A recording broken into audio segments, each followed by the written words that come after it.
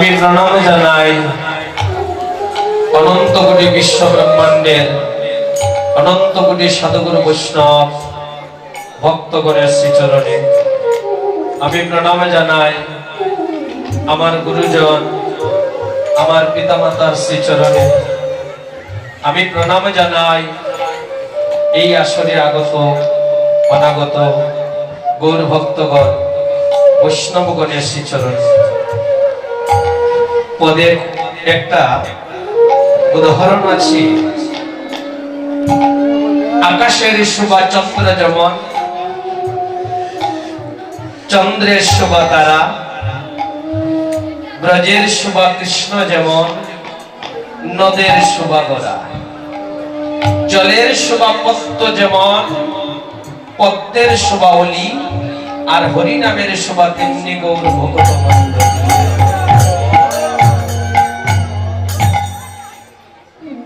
যেখানে ভক্তগণের আগমন হয়, যেখানে বৈষ্ণবগণের আগমন হয়, সেই স্থানে হয়ে যায় নববৃন্দাবন। ভাগবতের একটি শ্লোকে আছে, কলিযুগে ভগবান তিনটি স্থানে থাকেন। রাধে। কলিযুগে ভগবান তিনটি স্থানে থাকেন। কোন তিনটি স্থান? মহাজন শ্লোকে বলেছেন, তুলসী কাননং যত্র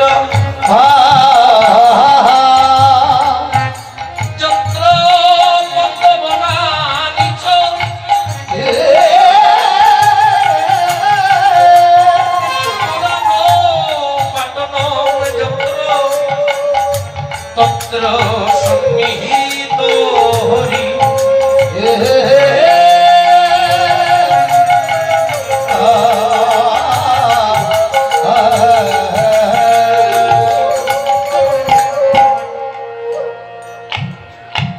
তুলসী কাননং যত্র, একটু লক্ষ্য করুন মা, যে স্থানে তুলসী বৃক্ষ থাকি অনাদির আদি গোবিন্দ ভক্তাদের ভগবান সেই স্থানে বিরাজ করেন। এর প্রমাণ আছে।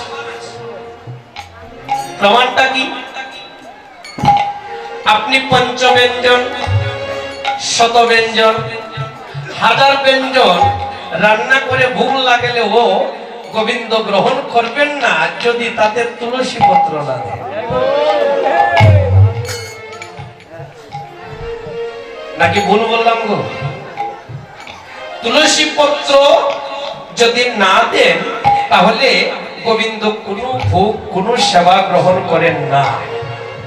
এই জন্য শাস্ত্রকার বলেছেন, তুলসী বৃক্ষ যে স্থানে থাকে ভগবান সেই স্থানেই বিরাজ করেন। আর বলেছেন, তুলসী দলমাত্রেণ জলস্য চুলুকেন বা বিক্রীতে সমাপ্ত না বক্তব্য ভক্তবাৎসল্য।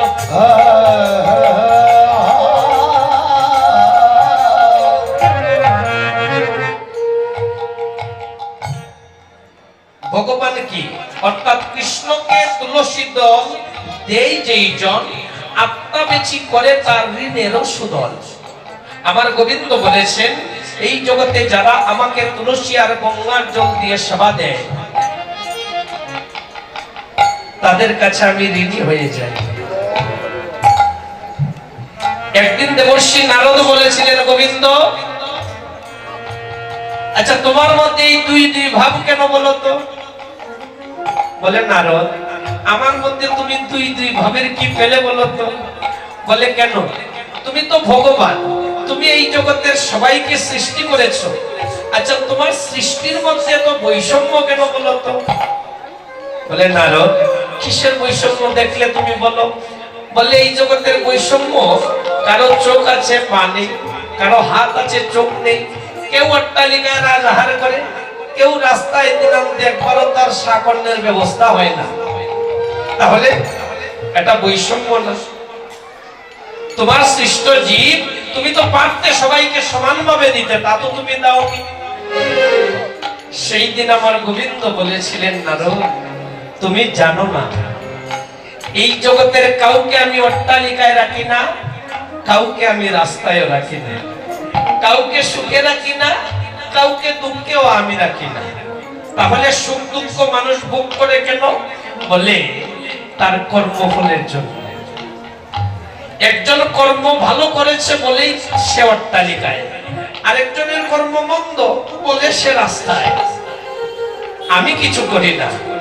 যদিও জীব বলে বিপদে বললে আমাদের একটা সংকীর্ণতা আছে গোমা, বলে সারাদিন গোবিন্দের নাম নেই আর না নেই, বিপদে বললে বলি গোবিন্দ তুমি আমাকে কেন বিপদে ফেললে,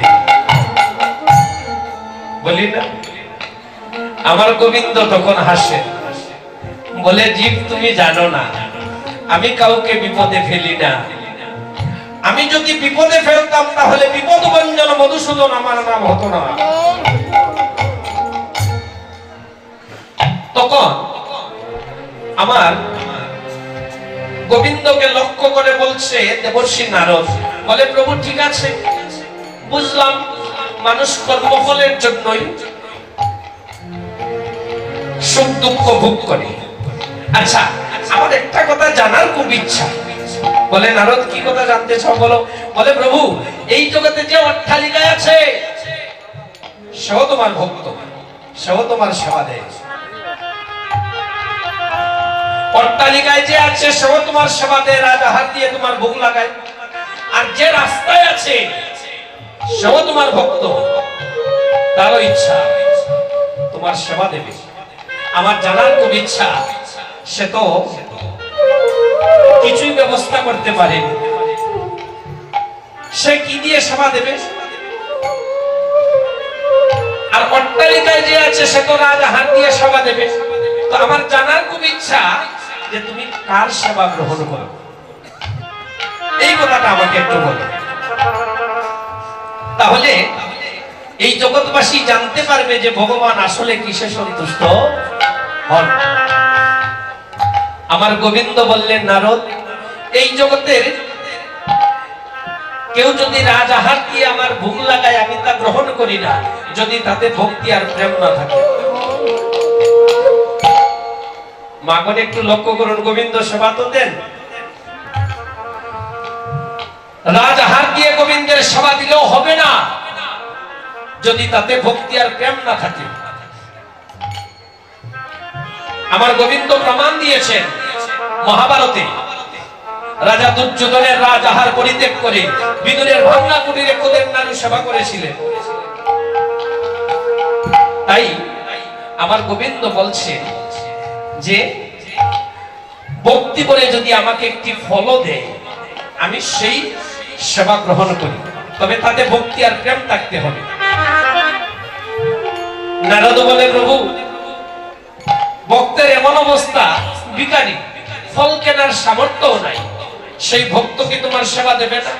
বলে নারদ ভক্ত যদি ফলের ব্যবস্থা করতে নাও পারে, একদল তুলসী দিয়ে যদি আমার সেবা দেয় আমি সেই ভক্তের কাছে ঋণী হয়ে যাব। নারদ বলে প্রভু গো, ভক্ত এমন স্থানে আছে যেখানে তুলসী পত্রের কোনো ব্যবস্থা নেই, কারণ তুলসী পত্র তার যত্র তত্র পাওয়া যায় না। তাহলে ভক্ত তোমাকে কেমন করে সেবা দেবে? বলে নারদ তুলসী পত্রের ব্যবস্থা যদি নাও করতে পারে, ভক্তি আর প্রেম দিয়ে যদি এক কুমণ্ডল জল দিয়ে ভক্ত আমার সেবা দেয় আমি সেই ভক্তের সেবা গ্রহণ করি। সেই দিন আমার দেবর্ষি নারদ বলে প্রভু গো, ভক্ত এমন স্থানে আছে যেখানে জলেরও কোনো ব্যবস্থা নেই, তাহলে সেই ভক্ত কি তোমার সেবা দেবে না? আমার গোবিন্দ বলছে নারদ তুমি জানো না, আমার ভক্তের ফলের অভাব হতে পারে, পত্রের অভাব হতে পারে, আমার ভক্তের কখনো জলের অভাব হবে না। কেন জানো? এই জগতের প্রতিটা ভক্তের অন্তরে আমি প্রেম সিন্ধু রোপণ করে রেখেছি।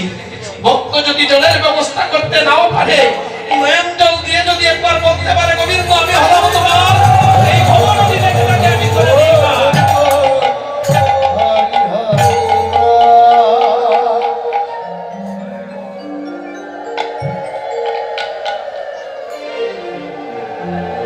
লাগে না। অনাদির আদি গোবিন্দ বিশ্ব ব্রহ্মাণ্ডের পিতা, তাকে কি দেওয়ার সামর্থ্য আমাদের আছে গো মা? যিনি গুণকের হরি, যিনি বিশ্ব ব্রহ্মাণ্ডের মালিক, তাকে দেওয়ার মতো সামর্থ্য আমাদের নেই। তবে আমাদের যা আছে, একবার যদি নয়ন জল দিয়ে গোবিন্দকে বলতে পারি, গোবিন্দ তুমি তো সব জানো প্রভু, আমার দেওয়ার মতো কিছু নেই, আজ আমি নয়ন জল দিয়ে তোমার সেবা দিলাম, আমার সেবা তুমি গ্রহণ করো প্রভু।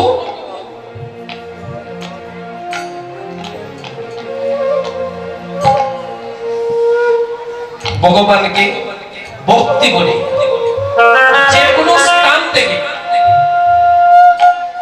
যদি কোনো কিছুর ব্যবস্থা নাও হয়, একবার যদি কেউ নয়ন জল গোবিন্দের চরণে দিতে পারে, তাহলে গোবিন্দ তার কাছে বাধা পড়ে যায়। গোবিন্দের যে তুলসী দলমাত্র জলস্য জলকে নবা, এটা কেন বলেছেন? নয়ন জলের কথা বলেছে। আমার গোবিন্দ বলেছেন, এই জগতের কেউ যদি আমার জন্য কাঁদে, আমিও তার জন্য কাঁদি।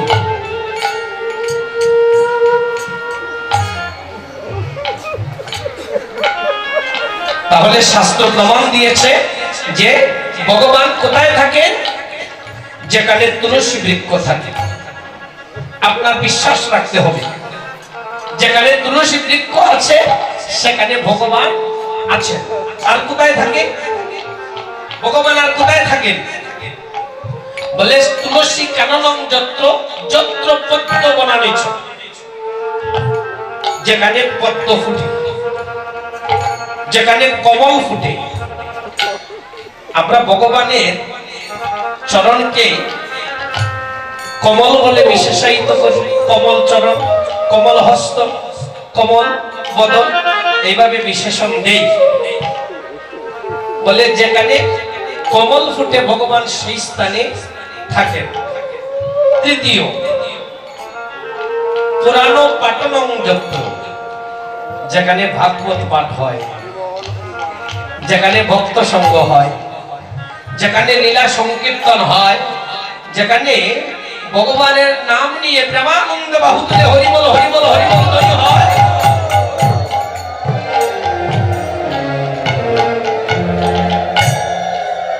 ভগবান সেই স্থানে অবস্থান করেন।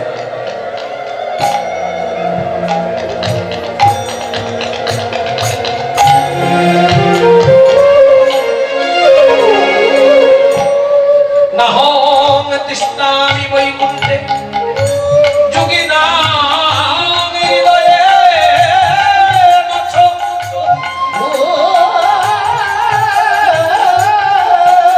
ভক্ত যত্র গায়ত্রী তত্র তিষ্ঠামি হে নারদ।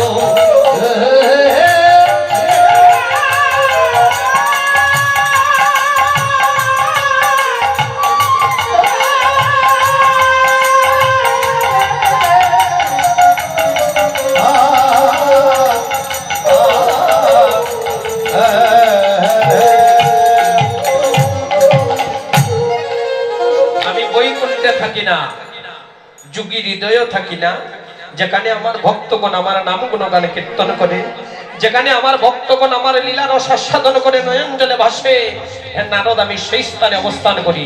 কারণ আমি ভক্তের অধীন ভগবান, আর ভক্তের হৃদয়ে আমি সতত করি বিশ্রাম। ডাকার মতো ডাকিলে মোরে রইতে পারি তো,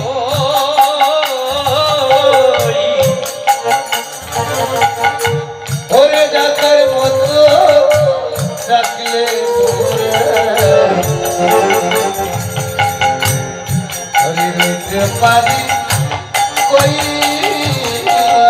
ওরে তাই তো আমি ডুবে ডুবে, ওরে তাই তো আমি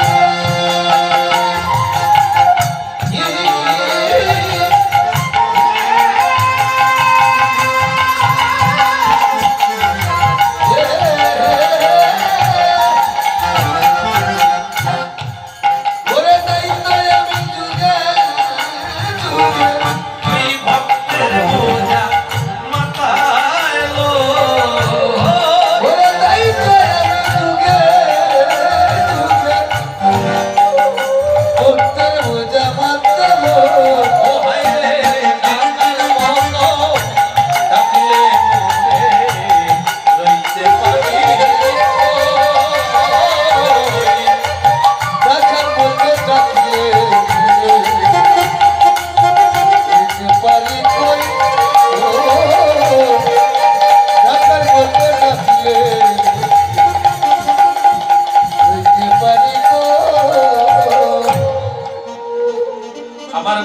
বলেছে, আমাকে যদি কেউ ডাকার মতো ডাকে আমি থাকতে পারি না।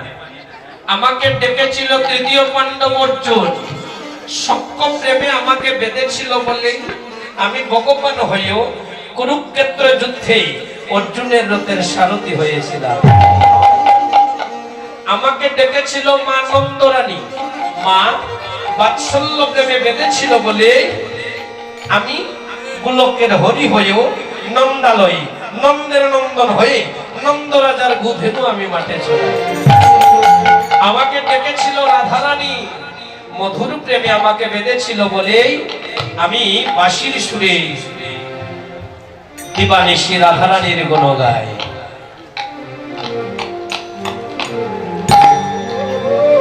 তাহলে আমার গোবিন্দ বলেছেন, কেউ যদি আমাকে ডাকার মতো ডাকে তাহলে আমি থাকতে পারি না। ভক্তগণ আমার, ভক্তিমতী মাগণ, অনাদিরাদি গোবিন্দ বিশ্ব ব্রহ্মাণ্ডের পিতা, তিনি কলিতে গৌর রূপে অবতীর্ণ হয়েছেন। এর পেছনে দুইটা কারণ আপনারা জানেন, অনেক জ্ঞানী গুণী ভক্তগণ এখানে আছেন। এর পেছনে দুইটা কারণ, একটা অভ্যন্তরীণ কারণ আর একটি হলো বাহ্যিক কারণ। অভ্যন্তরীণ কারণ কোনটা?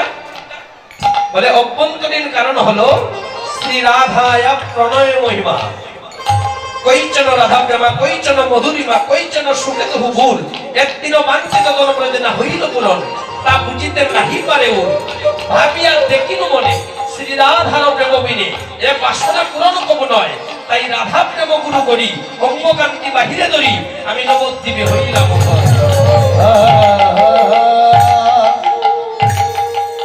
এটা হলো অভ্যন্তরীণ কারণ, রাধারানীর প্রেম ঋণ শোধ করা। আর বাহ্যিক কারণ হলো পাপাচ্ছন্ন কলির জীবকে উদ্ধার করা। কি দিয়ে উদ্ধার করবে? হরি বল বলে।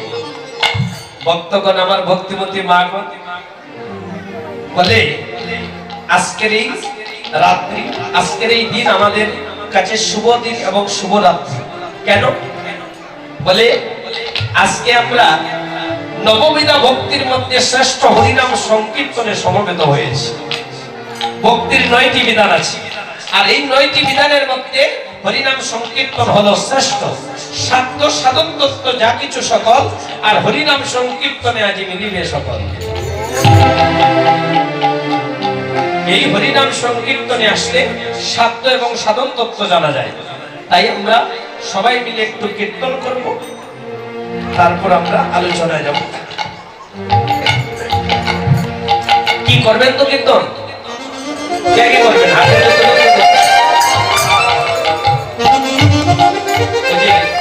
যে ভক্তগণ দাঁড়িয়ে আছেন, আপনারা কি আসনের মধ্যে বলেন না? দাঁড়িয়ে যখন আছেন একটু প্রেমসে কীর্তন করুন, সবারই প্রয়োজন।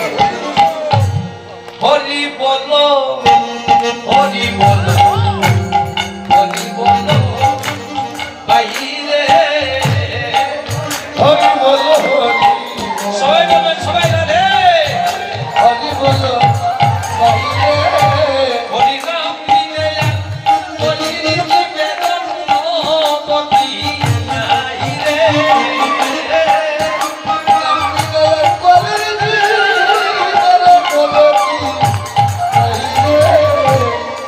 নাম দিলে হরি নিবেদন পতি নাই রে।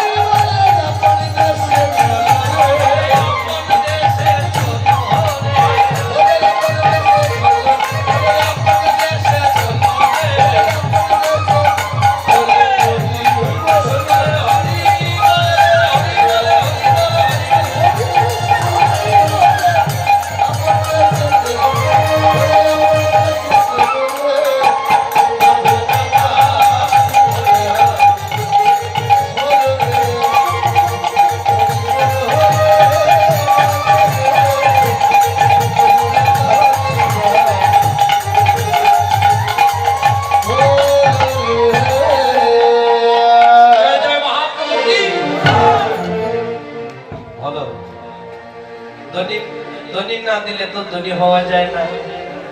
একটা কথা বলি শোনো। একদিন আমার মহাপ্রভু রায় রামানন্দকে ডেকে ডেকে বলছে, রায় তুমি বলো তো এই জগতের মধ্যে শ্রেষ্ঠ ধনী কে? আচ্ছা, এই জগতের মধ্যে ধনী কাকে বলি আমরা? যার অর্থ সম্পদ বেশি আছে সেই তো ধনী। রায় রামানন্দ বললেন, না না না না, যার অর্থ সম্পদ আছে তাকে শ্রেষ্ঠ ধনী বলা যায় না। বলে কেন? বলে যাবার বেলা তো অর্থ সম্পদ আর সঙ্গে নিয়ে যায় না।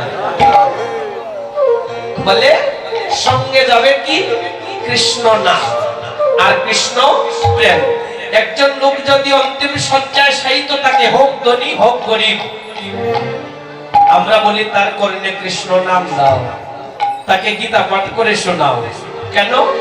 এই সময় আমাদের চিন্তা চেতনায় একটা বিষয়ের আবির্ভাব হয়, আমরা বুঝতে পারি দালানে গোটা পাকা বাড়ি, সিন্ধুক মারা টাকা করি, একটা কানা করির মালিক তুমি নো হবে, হবেই থাকবে। তাহলে সঙ্গে গেল কি? কৃষ্ণ নাম। তাহলে এই জগতে যারা কৃষ্ণ নামের ধনী তারাই হলো শ্রেষ্ঠ ধনী। কেন? বলে এই নাম সঙ্গে যায়। এই জগৎ বড় আজব জগৎ। বলে এই জগতে ভিখারি যেভাবে জন্ম নেয়, কোটিপতিও সেইভাবেই জন্ম নেয়। ভিখারি যেভাবে বিদায় নেয় শূন্য হাতে, কোটিপতিও সেইভাবেই বিদায় নেয় শূন্য হাতে। কোথায় ছিলাম তা জানি না, কোথায় যাব তাও জানি না, এই মাঝখানটায় যত আমার বিষয় আর বাসনা। ভক্তগণ, তাহলে আমরা কিসের ধনী হব? নামের ধনী, কৃষ্ণ প্রেমের ধনী হব। তো ধনী হবেন আপনি, ধনী না দিলে হয়? এই জগতে কিছু না করে কি কিছু পাওয়া যায়? একটু প্রেম সে ধনী দিবেন। হৃদয় গৌর হরিবল।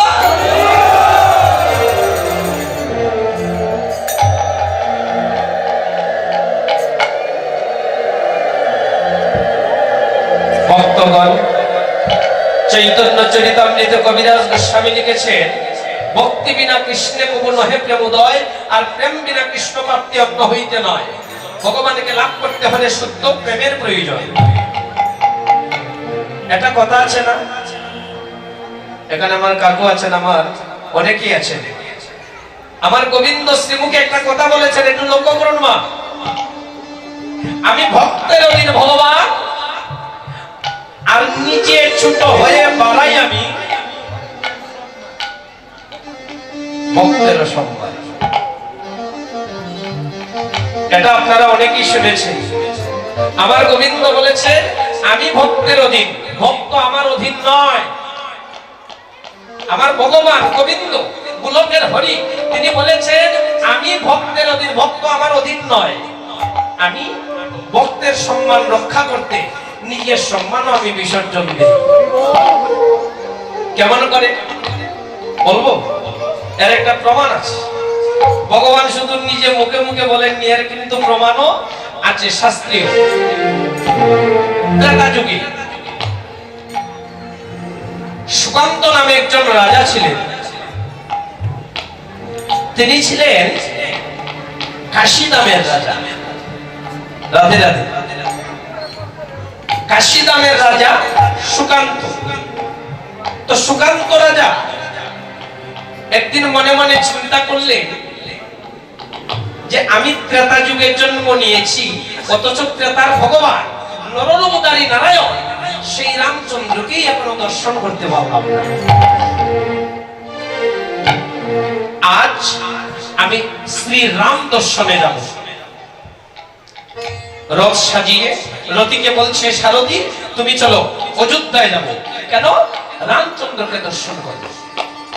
মুখে জয় শ্রীরাম, জয় শ্রীরাম, জয় শ্রীরাম বলছে, আর গমন করেছে। যে পথ তলে সুকান্ত রাজা গমন করেছে, সেই পথ তলে দেবর্ষী নারদ আসছে। কেমন করে? বিদায় সুর তুলে, অবিনা গাও গাও হে মোহ তোমার রাম নাম।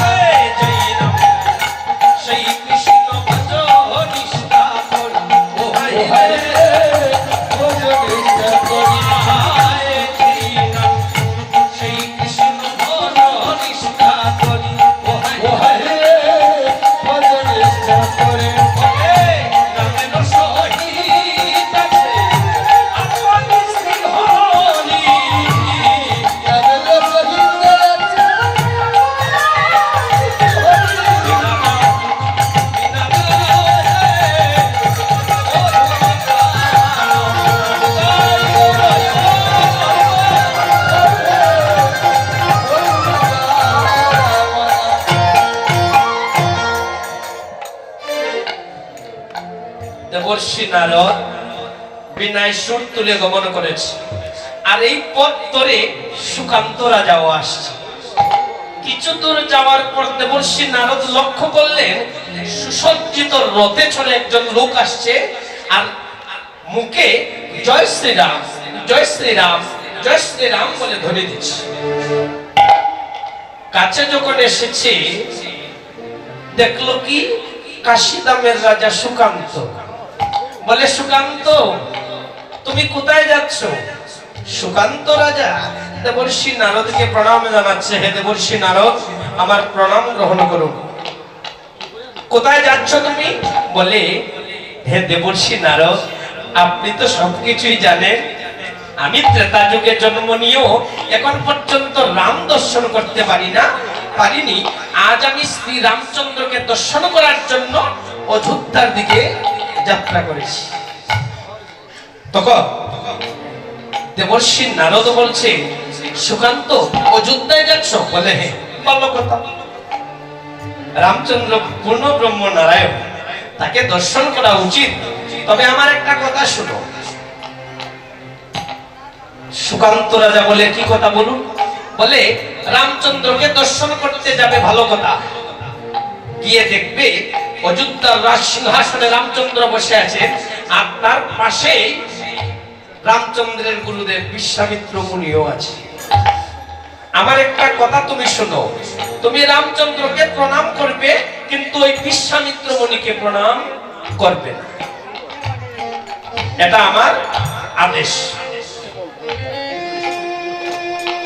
সুকান্ত রাজা মনে মনে চিন্তা করছে, রামচন্দ্র যদি ভগবান হন তাহলে বিশ্বামিত্র মুনি তো ভগবানের গুরু, তিনি তো আরো সম্মানীয়।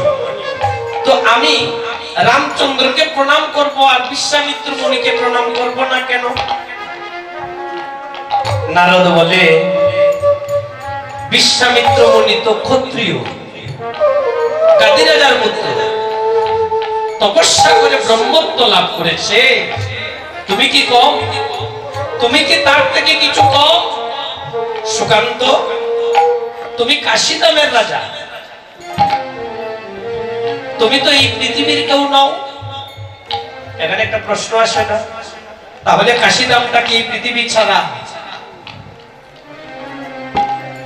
শাস্ত্রের সিদ্ধান্ত আছে, বাসুকি নাগের ফণার উপরে যতটুকু মৃত্তিকা আছে ততটুকুই হলো এই পৃথিবী, আর কাশিদামটা মহাদেবের ত্রিশূলের উপরে। সেখানে মহেশ্বরের রাজত্ব চলে, আর কারো রাজত্ব সেখানে চলে। রাজা হরিশ্চন্দ্র যখন শশাকরা পৃথিবী দান করেছিলেন, তখন কেবলমাত্র ওই কাশিদামটাই তিনি দান করতে পারেননি। কেন? বলে, কাশিদামটা পৃথিবীর মধ্যে পড়ে না। আজ দেবর্ষি নারদ বলছে, তুমি তো কিছু কম নও, তুমি কাশিদামের রাজা, তো তুমি কেন বিশ্বামিত্র মুনিকে প্রণাম করবে? তুমি প্রণাম করবে না, আমার আদেশ। তখন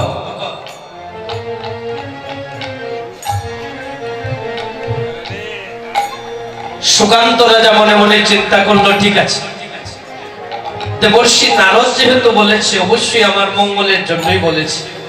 ঠিক আছে, আমি রামচন্দ্রকে প্রণাম করব, কিন্তু বিশ্বামিত্র মুনিকে প্রণাম করব না। অযোধ্যায় গমন করেছে। অযোধ্যায় গিয়ে দেখলো কি, রাজ সিংহাসনে রামচন্দ্র বসে আছেন, পাশেই বসে আছেন বিশ্বামিত্র মুনি। সুকান্ত রাজা জয় শ্রীরামের ধ্বনি দিয়ে রামচন্দ্রকে প্রণাম জানাচ্ছে। রামচন্দ্রকে প্রণাম করেছেন সবাই উপস্থিত মুনি, ঋষি, যোগী, সন্ন্যাসী, রতি, মহারথী যারাই ছিল সবাইকে প্রণাম করেছে, কেবল বিশ্বামিত্র মুনি ছাড়া। ভাবুন তো একবার, একটা স্থানে যদি 10 জন বসা থাকেন, অন্য একজন লোক যদি 9 জনকে প্রণাম করে আর একজনকে প্রণাম করে না, তাহলে এটা রীতিমতো তাকে অপমান করে না? সবাইকে প্রণাম করে রামচন্দ্রের আশীর্বাদ নিয়ে সুকান্ত রাজা রাজ্য থেকে বেরিয়ে গিয়েছে। এদিকে বিশ্বামিত্র মুনি বলে, রাম রাম, তুমি তো আমার শিষ্য, তুমি শিষ্য রাম, তোমার সম্মুখে ওই সুকান্ত রাজা আমাকে অপমান করলো, তুমি তো এর প্রতিবাদ করলে না রাম।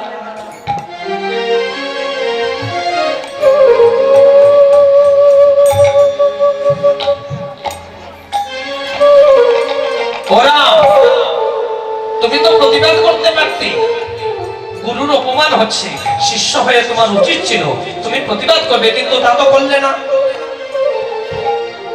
রামচন্দ্র বলে, গুরুদেব আমার ভুল হয়ে গিয়েছে গুরুদেব, এখন আমি কি করতে পারি গুরুদেব আপনি বলুন।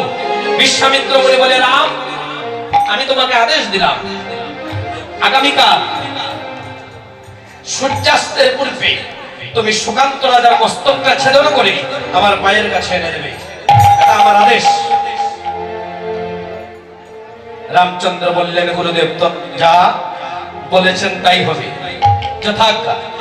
আমি রামচন্দ্র আমি প্রতিজ্ঞা করলাম, আগামীকাল সূর্যাস্তের পূর্বে সুকান্ত রাজার মস্তক ছেদন করে আমার গুরুর চরণে আমি অঞ্জলি দেব।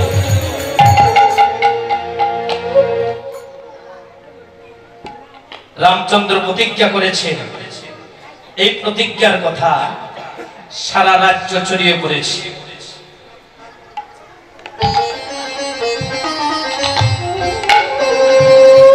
সবাই জেনে গিয়েছে রামচন্দ্র প্রতিজ্ঞা করেছে আগামীকাল সুকান্ত রাজাকে বধ করবে। এই সংবাদটা সুকান্ত রাজাও শুনেছে। সুকান্ত রাজা যখন সংবাদটা শুনেছে মনে মনে চিন্তা করছে, রাধে এই জগতে মানুষ যদি বিপদে পড়ে কাকে ডাকে বলুন একবার? মানুষ বিপদে পড়লে ভগবানকে ডাকে, আর ভগবান যদি নিজে বিপদে পড়লে যে কোনদিন গোবিন্দ ডাকে না, সেও ভগবানকে স্মরণ করে। বলে বিপদে পড়লে মানুষ ভগবানকে ডাকে, আর ভগবান নিজে প্রতিজ্ঞা করেছে আমাকে মারবে, আমি কাকে ডাকবো? সুকান্ত রাজা মনে মনে চিন্তা করছে, আমার ডাকার মতো তো আর কেউ নেই, কারণ ভগবান তো নিজেই প্রতিজ্ঞা করেছে আমাকে মারবে, তাহলে আগামীকাল আমার জীবনের শেষ দিন। ভগবানের প্রতিজ্ঞা তো আর কখনো বৃথা হতে পারে না। হঠাৎ মনে মনে ভাবছে, আচ্ছা রামচন্দ্র যে আমাকে বধ করবে, আমার অপরাধটা কি? বলে, আমার অপরাধ আমি সুকান্ত রাজা আমি বিশ্বামিত্র মুনিকে প্রণাম করি, এটাই তো অপরাধ। এই অপরাধে যদি রামচন্দ্র আমাকে বধ করে, অপরাধটা তো আর আমার সিদ্ধান্তে আমি করিনি। আমি যে বিশ্বামিত্র মুনিকে প্রণাম করিনি, এটা তো আর আমার সিদ্ধান্ত নয়। এই পরামর্শ আমাকে দেবর্ষি নারদ দিয়েছে। ঠিক আছে, মৃত্যু তো আমার আগামীকাল হবে, তবে তার পূর্বে একবার দেবর্ষি নারদকে আমি জিজ্ঞেস করব, নারদ কেন আমাকে এই বিপদে ফেলল।